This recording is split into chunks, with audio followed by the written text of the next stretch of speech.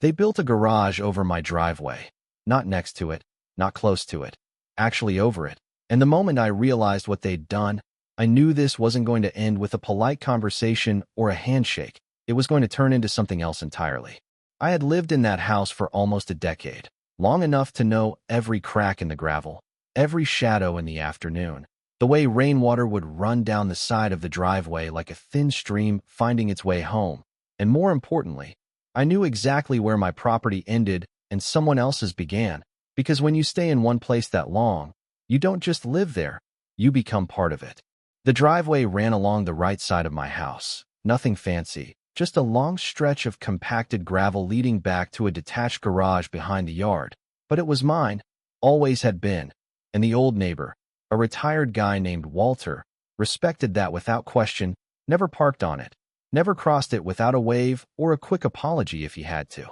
When Walter sold the place, I didn't think much of it. People move on. That's just how it goes. And a few weeks later, this new family moved in during early spring, kind of the time when everything feels like it's starting fresh. And for a minute there, it actually felt like things might stay peaceful. The husband introduced himself as Greg, firm handshake, a little too confident maybe, the kind of guy who smiles but doesn't really look you in the eye.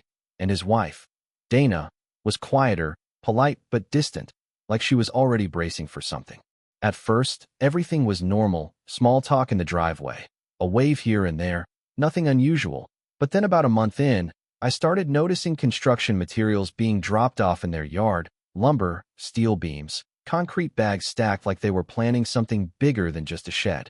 One afternoon, I walked over and asked Greg what he was building, and he said, real casually, just adding a second garage, need the extra space. Like it was no big deal, like it wouldn't affect anything around it.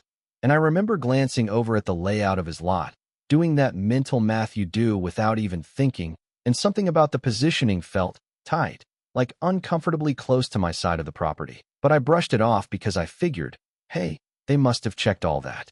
Before starting, construction went up fast, faster than I expected, like they were in a rush to get it done before anyone could question it. And within a couple of weeks, the frame was already standing, tall wooden supports, angled roofline, everything starting to take shape. And that's when the uneasy feeling came back, stronger this time, because from my angle, it didn't just look close anymore, it looked wrong. The real moment it hit me wasn't dramatic though, no big reveal, just a quiet, almost accidental realization the next morning when I backed my SUV out of the driveway like I'd done 1,000 times before, except this time, as I turned the wheel slightly, my side mirror came within inches of one of their support beams, so close I actually stopped the car and leaned out to double check, thinking maybe I'd misjudged it, but I hadn't. I got out, stood there for a second, just staring at it, trying to process what I was seeing, and then I looked up, and that's when it really sank in. The edge of their new garage roof wasn't just near my driveway. It was hanging over it, a good 4, maybe 5 feet, casting a shadow directly onto my property like it belonged there, like it had always been part of the space. And I remember this strange mix of disbelief and irritation bubbling up, because this wasn't some minor overlap you could ignore. This was a physical structure crossing into land that I owned, land I'd been maintaining and using for years without issue. I didn't storm over or anything like that. I'm not that kind of person, but I did walk over later that afternoon, calm, measured, trying to give them the benefit of the doubt, thinking maybe it was a mistake, maybe something got misaligned during construction. Greg was outside, looking over some tools, and I said, hey, I think your new garage might be over the property line a bit, like actually over my driveway. And he just kind of chuckled, not even surprised, like he'd already rehearsed that moment in his head. He wiped his hands on his jeans and said, nah, the contractor measured everything. We're good. Real dismissive, like the conversation was already over before it started, and I remember asking him if he had a survey done, something official, because that's usually how these things get settled, and he shrugged and said, builder handled all that, then added, almost as an afterthought, it's only a few feet, you can still drive, right? And that line, that's the one that stuck with me, not because of what he said, but how he said it, like my inconvenience was negligible, like my property rights were flexible depending on how much it cost him to fix his mistake. I nodded, didn't argue, just said, all right, and walked back to my house. But the moment I stepped inside, I knew I wasn't going to let it slide, not because I wanted to fight, but because if you let something like that go once, it doesn't stop there, it never does.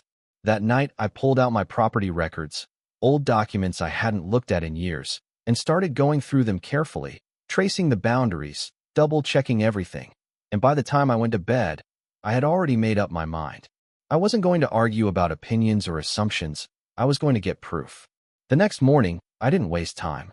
I called a licensed surveyor, a guy named Martin who came recommended by a coworker, someone who didn't just eyeball things, but actually got into the details, the kind of person who treats property lines like they're written in stone, not suggestions you can bend when it's convenient. He showed up 2 days later with all his equipment, tripods, measuring tools, those bright markers you've probably seen stuck in the ground before, but never really paid attention to. And right away, you could tell he took the job seriously.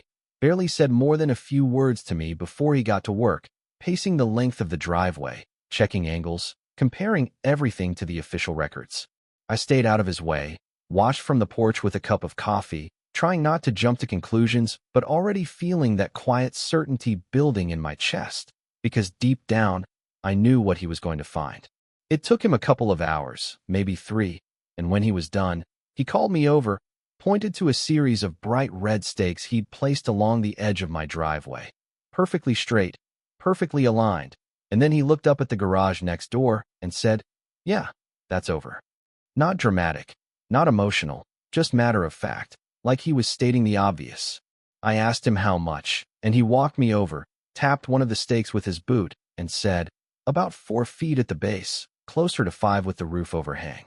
Hearing it out loud hit different, because it wasn't just a suspicion anymore. It was a confirmed encroachment, measurable, undeniable, the kind of thing that doesn't just go away if you ignore it. I thanked him, paid him, and before he left, I asked if everything was documented properly, photos, measurements, official report, and he nodded, said he'd email me the full file by the end of the day. That evening, I went through every image, every line on that report, and took my own photos too, from multiple angles, making sure there was no room for interpretation, no gray area they could hide behind later. Then I printed copies, one for me, one for them. I walked over the next morning, knocked on their door, and when Greg answered, I handed him the papers without saying much at first, just let him look at them, let the evidence speak for itself. He barely glanced at the top page before flipping it back toward me and saying, "Look, tearing that down would cost a fortune. We're not doing that." Just like that.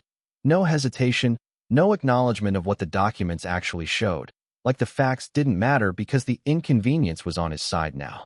I kept my voice steady, said, "It's built on my property. That's not really optional." And he sighed, rubbed the back of his neck, then gave me this half smile that didn't reach his eyes and said, "You've still got plenty of driveway left. Just use that."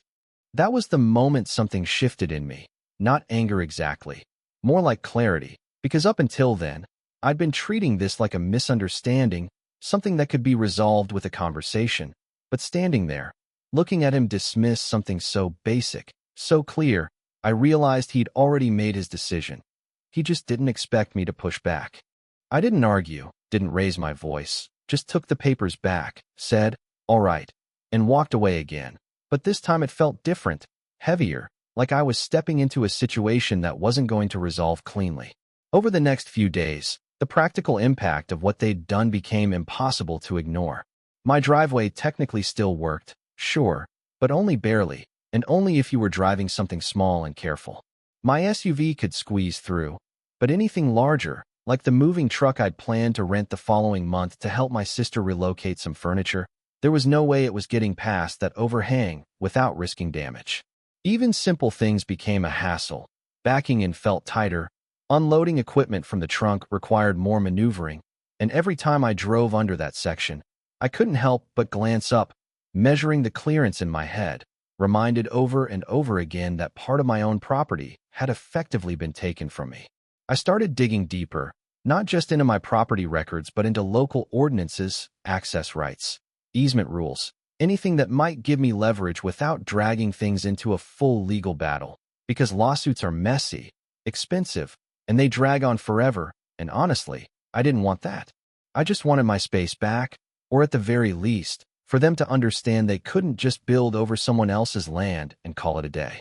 That's when I found it, buried in a section about private access ways and obstruction protections, a clause that allowed property owners to install physical structures to ensure safe and unobstructed use of their driveways, including height clearance systems if overhead interference was present or likely. I read that line 3 times, maybe 4, just to make sure I wasn't misinterpreting it, and the more I thought about it, the more it made sense, not just legally, but practically, because if something is hanging over your driveway, you're allowed to define the safe clearance for vehicles entering your own property. And right there, that's when the idea formed, not all at once, but piece by piece, like something clicking into place. I wasn't going to argue with him anymore, wasn't going to beg him to fix his mistake. I was going to adapt my property in a way that made his decision impossible to ignore. The next week, I contacted a local metalwork company, explained what I needed, kept it simple, just a sturdy height clearance bar at the entrance of my driveway, nothing fancy, just functional, legal, and very, very intentional. When they arrived a few days later, it wasn't subtle. A truck pulled up early in the morning, workers unloading steel poles, bags of concrete, tools clanking against each other as they got set up, and within minutes, Greg and Dana were outside, watching from their yard, that same curious look turning into concern as they started to realize this wasn't just routine maintenance. One of the workers marked 2 spots at the very front of my driveway, right where it met the street, and began digging deep post holes, the kind that aren't going anywhere once they're set. Greg walked over, hands on his hips, trying to sound casual but clearly uneasy, and asked, "What's all this?" I looked at him, kept my tone calm, almost polite, and said, "Just installing a height clearance bar. Need to make sure vehicles can safely access my garage." He frowned, glanced at the equipment, then back at me, like he was trying to connect the dots but hadn't quite gotten there yet. The crew worked steadily, setting the steel posts in concrete, letting them cure just enough before lifting the crossbar into place, a long, solid black beam that stretched clean across the entrance of my driveway, precise, level, and positioned at exactly 7 feet high. I made sure of that measurement myself, double-checked it before they secured it, because this wasn't guesswork, this was calculated.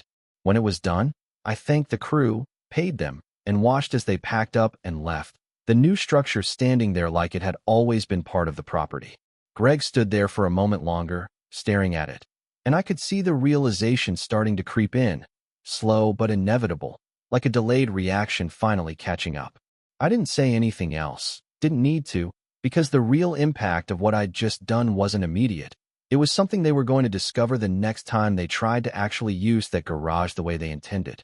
It didn't take long, maybe a day, 2 at most, before everything clicked into place for them, and honestly, I didn't even have to be there to witness the first attempt, because I could practically picture it in my head, Greg pulling his truck around, lining it up the way he probably had a dozen times in his imagination while that garage was being built, confident it would all work out, that everything would fit just fine, right up until reality stepped in.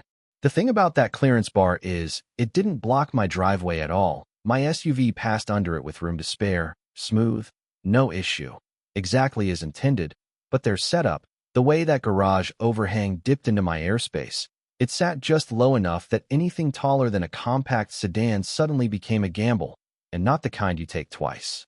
I saw it myself that afternoon, sitting by the front window, not even trying to hide it, just watching quietly as Greg eased his truck forward, slow at first, cautious, like he already suspected something was off, and then he stopped, got out, looked up at the bar, then at the corner of his garage roof, then back at the truck again. You could see the math happening in real time, that slow, uncomfortable realization that there wasn't a clean way through anymore. He tried adjusting the angle, backing up, pulling forward again, turning the wheel tighter, but the geometry didn't lie. The only practical way to swing into that garage required cutting partially across my driveway, and now that path came with a fixed height limit, one that his own structure violated before he even got close. At one point, he inched forward just enough that I actually leaned forward in my seat, thinking he might try to force it, but then he stopped again, shook his head, and backed out completely. No yelling, no dramatic outburst, just quiet frustration, the kind that settles in when you realize you've boxed yourself into a problem you can't talk your way out of. Over the next week, I noticed smaller cars coming and going. Dana's sedan could technically make it work if she angled just right and took it slow, but even then, it looked like threading a needle every time. Mirrors tucked in, movements deliberate, like one wrong inch would mean scraping paint or worse. The garage itself, it became more of a storage space than anything else. Boxes stacked inside, tools, random items. But the whole point of building it, parking, convenience, accessibility, all of that had been compromised, not by anything I'd taken from them, but by what they had chosen to take from me in the first place. And that's the part that sat with me, because I didn't feel victorious in some loud, triumphant way. It was quieter than that, more like balance being restored, not perfectly, but enough to make a point. About 2 weeks after the bar went up, there was a knock on my door, late afternoon, the kind of timing that suggests someone's been thinking about it all day before finally deciding to act. I opened it, and there was Greg, standing there without the usual edge in his posture. No half-smile this time, no dismissive tone, just tired, maybe a little humbled. "Hey," he said, shifting his weight slightly, glancing past me for a second before meeting my eyes. "Can we talk?" I stepped outside, closed the door behind me, and we stood there on the porch, that same space where we'd had our earlier conversations, except now the energy was completely different. He gestured toward the driveway, toward the bar, then back toward his garage, and let out a breath like he'd been holding it in for days. "Look, this isn't working," he admitted, and there it was, the first real acknowledgement of the situation, not wrapped in excuses, not deflected, just stated plainly. I nodded, didn't rush to fill the silence, let him continue. "We can't get the truck in there. Even the smaller car barely fits, and every time we try, it feels like we're one mistake away from tearing something up." I leaned against the porch railing, kept my tone even, and said, "Yeah, that tends to happen when something's built where it shouldn't be." He winced slightly at that, not arguing, just absorbing it. "So, what do we do?" he asked, and that question, simple as it was, carried a lot more weight than anything he'd said before, because now he wasn't telling me how things were going to be. He was asking. I took a second before answering, not because I didn't know, but because I wanted it to land clearly. "You move the garage," I said, straightforward, no hesitation, "at least the part that's over my property, get it fully back on your side, and I'll take the bar down." He blinked, like he was processing the simplicity of it, maybe expecting something more complicated, more negotiable, but that was it. There wasn't a middle ground here, not anymore. That's a big job," he said, almost to himself, and I shrugged slightly. So was building it. Another pause, longer this time, and I could see him running through the options in his head, the cost, the effort, the alternatives, or lack of them.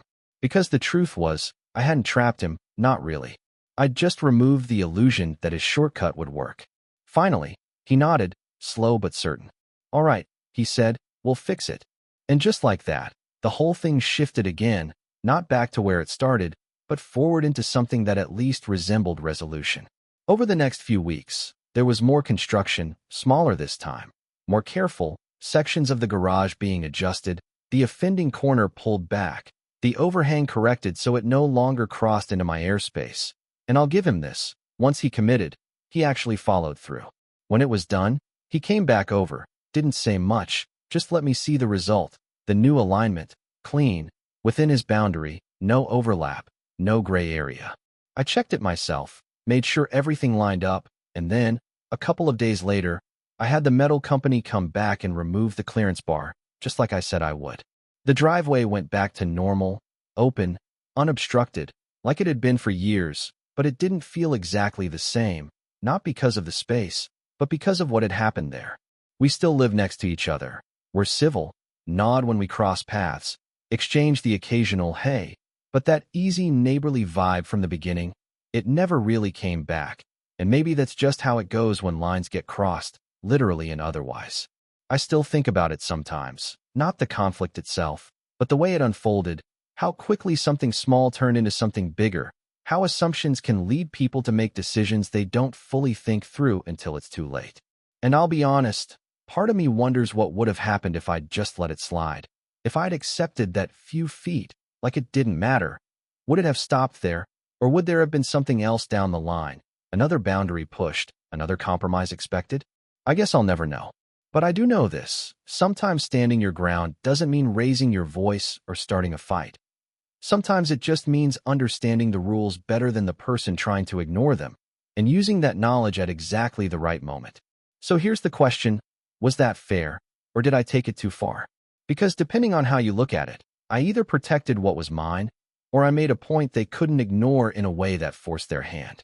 Let me know what you think. I'm genuinely curious where people land on this one. And if you've ever dealt with something like this, I'd love to hear your story too.